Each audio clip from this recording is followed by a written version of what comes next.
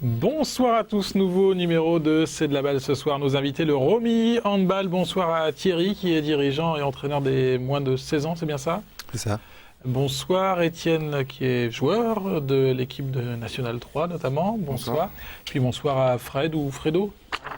N'importe. Qui est secrétaire, c'est bien ça, au club du Dirigeante au club de la pré-nationale. Et à la pré-nationale. Seb Dallet, de retour sur le plateau de C'est de la balle. Bonsoir. Qui va assister ce soir dans sa séquence à la préparation d'un gardien de but avant un match donc, de handball, un match de National 2 du côté de l'ETAC.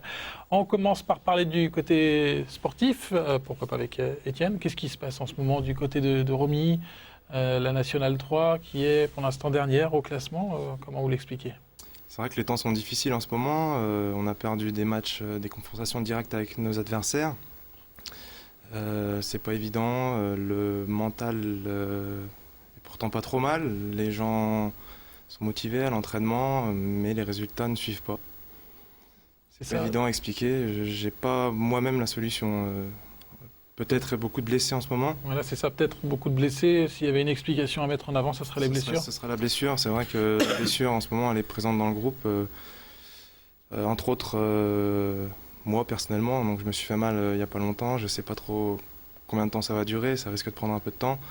On est plusieurs dans ce cas-là, du coup on tape, on puise du moins dans l'équipe réserve, et l'équipe réserve qui se retrouve aussi en déficit de joueurs et avec des résultats délicats également. Donc c'est vrai que là les temps sont plutôt difficiles. On va voir brièvement donc, le classement de cette National 3 pour le Romilly Handball donc, qui a malheureusement... toucher cette dernière place, la 14e place. Donc pour le moment, il faut être dans les combien là pour se sauver ? Il faut faudra finir 11e. 11e, donc ça reste encore évidemment très serré. Par contre, on ne voit pas, alors ce qui aurait été intéressant, c'est de voir le 11e, savoir à combien de points il est. Mais oui, ça aurait été intéressant. Hein mais... À combien de points il est le 11e, vous savez ? Pas du tout. Je sais pas. C'est pas très loin encore, c'est toujours... Et pour se maintenir, il faut savoir à combien de points on est encore de la... C'est sûr, mais... On n'est qu'à un tiers du champiampionnat pour le moment, il y a c'est encore le début de du championnat, c'est vrai qu'on a encore le temps de voir l'avenir avec certains renouveaux et on espère voir l'avenir meilleur. Thierry, ça se ressent justement dans le reste du club, ces résultats un peu plus difficiles de la National 3 cette saison ? Oui, quelque part, ça se ressent un petit peu par rapport à la motivation des jeunes, mais bon, quand ils sont en match, ils font abstraction de tout ça, et ils sont dans le match, ils essaient de faire au mieux. Alors si la National 3 pioche dans la réserve, qui pioche dans les moins de 18, qui pioche dans les moins de 16, vous avez des joueurs en moins chez vous ? Ça arrive. Ça arrive, oui, ça arrive. Mais c'est le but, après tout, qu'ils se forment, non ? Exactement. C'est quoi justement votre objectif cette saison avec cette équipe des moins de 16 ? L'équipe des moins de 16 cette saison, bon, on va essayer de rester deuxième. On va essayer au moins deuxième si on peut, ou troisième. C'est ce qu'on peut espérer parce que l'effectif est assez juste. Mais bon, on fait ce qu'on peut. Et l'objectif, c'est aussi le très long terme aussi pour vous ? Le très long terme, tout ça va, parce que quelque part, le fait qu'ils aillent renforcer les équipes supérieures, ça aide à leur déroulement. Il y a des bons joueurs et des pépites là au Romilly Handball dans votre équipe ? Il y en a quelques-uns qui méritent un peu plus d'attention que d'autres. Vous, justement, vous avez quelques explications par rapport à... Vous êtes dirigeant aussi du club, par rapport à ces résultats plutôt difficiles de la National 3, de l'équipe de Fred Gouin ? Moi, je pense, comme il a dit, comme il vient de le dire, c'est les blessures, ça ne pardonne pas. Hein. Donc, quand il vous manque deux ou trois éléments qui sont quelque part les piliers, ça se ressent partout. Donc, après, le temps qu'ils reprennent en place... Est-ce qu'au niveau de l'ambiance, vous avec les moins de 16, est-ce que vous ressentez les mauvais résultats de l'équipe première ou non, justement, comme tu le disais tout à l'heure, à l'entraînement ou en match, ils sont au-dessus, mais dans la vie générale du club, au niveau des jeunes comme ça, est-ce que ça entraîne un manque de confiance ou une morosité ou non, pas du tout ? Non, pas du tout. Non, là-dessus, non. Non, ça ne joue pas, ça les influence pas. Et en tant que coach, ton discours alors par rapport à ça aussi ? En tant que coach, mon discours, c'est jamais baisser les bras quoi qu'il arrive, toujours aller de l'avant. Voilà, c'est ça le discours aussi de Fred Gouin, j'imagine. C'est sûr, c'est ce qu'il essaie de faire passer en ce moment. C'est vrai qu'on vit une période difficile, à nous de faire ce qu'il faut pour s'en sortir tout simplement. On a les armes, on a les clés et on a juste à mettre tout ça en place. Et moi je suis persuadé que la mayonnaise va prendre forme tout simplement. Fred, pareil, l'ambiance du club n'est pas détériorée du tout. Non, mais l'absence de joueurs en N3, moi, ça me prend des joueurs en réserve. National. Où il arrive qu'on joue à 7, avec du mal. Mais bon, ils sont motivés, et, ils se battent. Ils ont gagné leur premier match la semaine dernière. Il y a 15 jours, ils ont à jouer, ils étaient 6 joueurs. Ils ont mené tout le match de 4 buts et dans les 5 dernières minutes, ils ont perdu -2. Mais bon, ils ont fait un beau match, ils se sont battus jusqu'au bout. Mais, Et là, ça motive aussi peut-être les joueurs de savoir qu'ils peuvent donner un coup de main à l'équipe première. Oui, non, mais tout à fait. Et c'est vrai que moi, je perds un peu cette majeure quand on me prend ce qui est logique pour la N3, quoi. Bon, en tout cas, ça va sûrement s'arranger dans les semaines à venir. l'espère. Un peu une question identique aussi pour Fredo, sachant que vous êtes donc, on n'a pas dit secrétaire, on a dit Dirigeante. dirigeante. Étant donné que vous êtes dirigeante, c'est peut-être aussi à vous, c'est aux dirigeants aussi d'essayer d'emmener la bonne humeur. Vous, Oh bah, il y a vous avez toujours un la rôle bonne un humeur. petit peu aussi de maman, peut-être avec les joueurs pour non, c'est ça? Oui, puis bon, ils sont toujours de bonne humeur, même s'ils sont déçus de perdre. Bon, bah, la prochaine fois, on jouera mieux, quoi. Vous leur montez le moral. Oui, pas de souci là-dessus. Étienne, en tout cas, c'est la blessure pour vous. Qu'est-ce qui se passe? Alors bah écoutez, je me suis fait mal en jouant au foot, malheureusement. Voilà, et voilà. Et donc, Il faut laisser le football aux professionnels, hein, Sébastien? on aime bien taquiner le ballon de temps en temps aussi. Donc je sais pas trop, je vais revoir le médecin prochainement, mais ça risque d'être relativement long quand même. C'est quoi comme genre de blessure? Ce sera a priori le ligament croisé antérieur qui serait rompu. Donc il y en aurait pour environ 9 mois. Oui, parce que il n'y a pas Revenir les au top structures 6 mois. d'un professionnel derrière pour soigner toute cette Voilà, c'est ça. blessure. Ça fait longtemps que vous êtes à Romilly, vous? Moi ça fait un petit moment déjà, ça doit faire 8 ans. Je suis parti 2 ans sur Reims, je suis revenu cette année à Romilly. C'est vrai que j'ai fait toute ma jeunesse au Romilly Handball. J'ai goûté à la Nationale 3 et c'est vrai que c'est quelque chose qui est quand même plaisant, quoi. J'ai été dans un autre club à Reims, j'ai pas retrouvé ce côté. Ça doit ce être côté encore plus familial dur du club. d'être sur le banc aujourd'hui.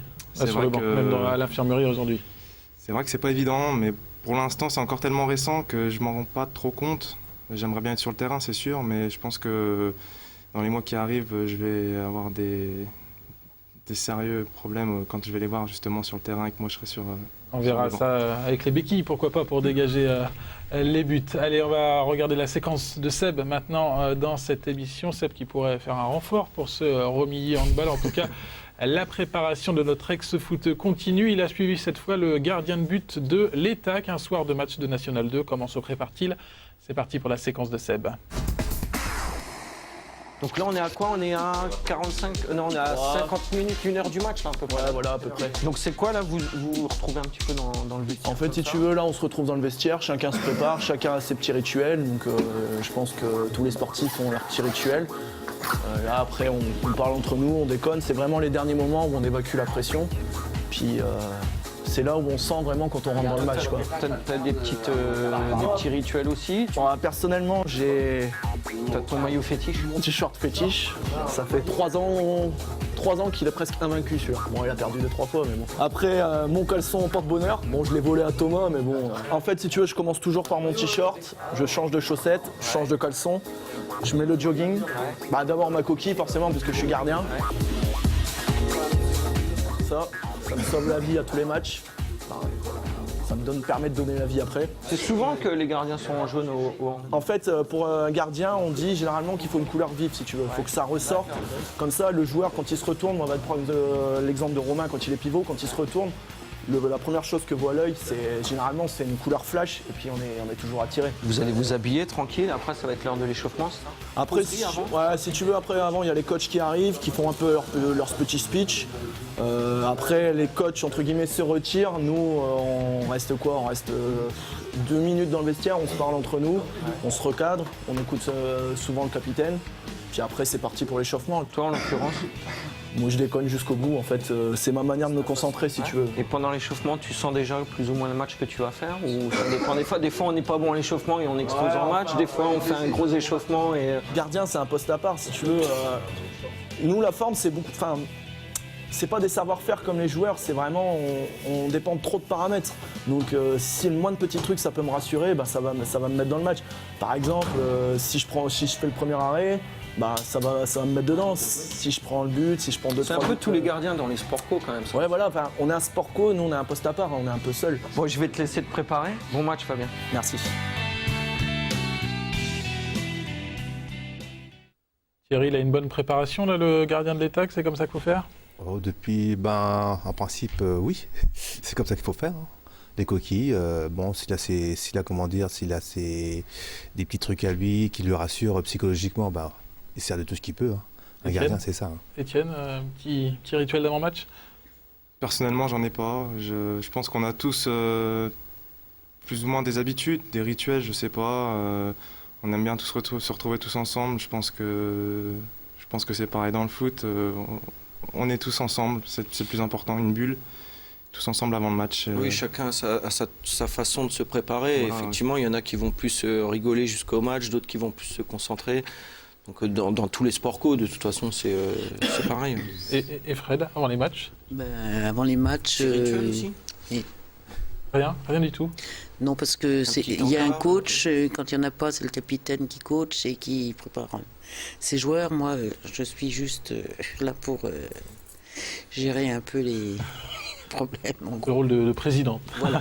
Juste une dernière question pour clore cette émission. Qu'est-ce qui vous pousse à passer autant de temps au club et à être bénévole, tout simplement? Moi, j'ai eu mes 3 enfants qui ont fait du hand depuis l'école du hand jusqu'à senior et ça m'a toujours plu. Et voilà, donc, Toujours aussi motivé, en tout cas. toujours aussi motivé. Thierry, qu'est-ce qui vous pousse, vous, à être bénévole Moi, aussi? J'ai toujours été sportif et mon fils joue et je le suis depuis un moment déjà, donc c'est pour ça que je suis là. Et toujours aussi motivé. Vous suivez la carrière du fiston ou alors vous vous occupez d'une autre équipe? Je suis la carrière du fiston si on veut et si je peux donner un coup de main pour d'autres équipes, je le fais aussi. Et toujours en tout cas motivé, quelle que soit la saison. Quelle que soit la saison, il faut. Bon, en tout cas, merci à tous les 3 d'être venus. Prompt rétablissement à Étienne. On espère que ça ne durera pas les 9 mois annoncés. Merci à Seb. La semaine prochaine, on parlera Merci à Damien, sympa. on parlera Merci à de vous. basket Merci de avec m'avoir le reçu. Sainte-Savine Basket qui sera sur le plateau de C'est de la balle avec les féminines, donc de National 2. Merci, bonne soirée sur Canal 32. À très bientôt.